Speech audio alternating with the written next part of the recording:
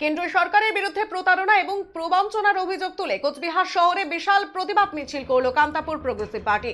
বৃহস্পতিবার কোচবিহার শহরে এই মিছিল করে প্রতিবাদে সামিল হন তারা। এই প্রসঙ্গে সংগঠনের সাধারণ সম্পাদক উত্তম কুমার রায় জানান, দীর্ঘ সময় ধরে কেন্দ্রীয় সরকার প্রতিশ্রুতি দিয়েছিল যে কামতাপুরী ভাষাকে রাষ্ট্রীয় স্বীকৃতি দেওয়া হবে। এছাড়া উত্তরবঙ্গবাসীদের জন্য বিভিন্ন প্রতিশ্রুতি দিয়েছিলেন দেশের কেন্দ্রের ক্ষমতাসীন বিজেপি।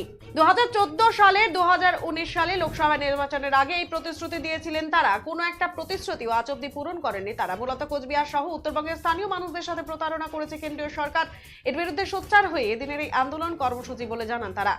তিনি বলেন, আগামী লোকসভা নির্বাচনে বিজেপিকে কিভাবে প্রতিহত করা যায় তার প্ল্যানিং ইতিমধ্যেই শুরু করা হয়েছে। সংশ্লিষ্ট এই দাবিগুলিকে সামনে রেখে মার্চ মাসের 6 তারিখ কেন্দ্রীয় স্বরাষ্ট্র প্রতিমন্ত্রীর বাসস্থান দিনহাটার ভাটাগুড়ি এলাকায় বিক্ষোভ মিছিলের ডাক দিয়েছেন তারা বলে এদিন জানান।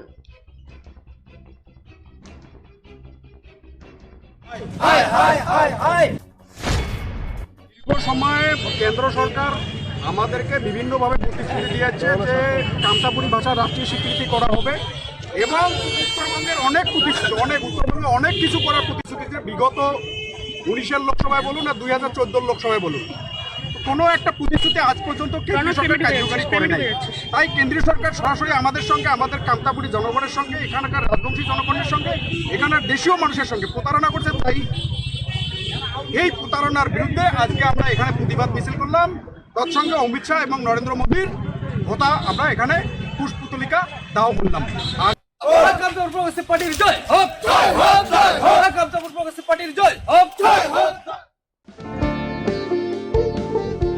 এই সময় আনন্দের মুহূর্ত,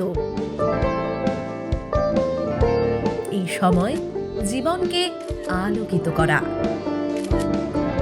এই উৎসব আসল হাতের জাদুতে,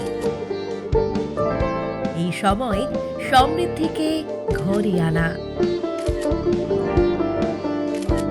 Senco gold, gold and diamond, RRN road, old post office পাড়া সাউথ, কোচবিহার।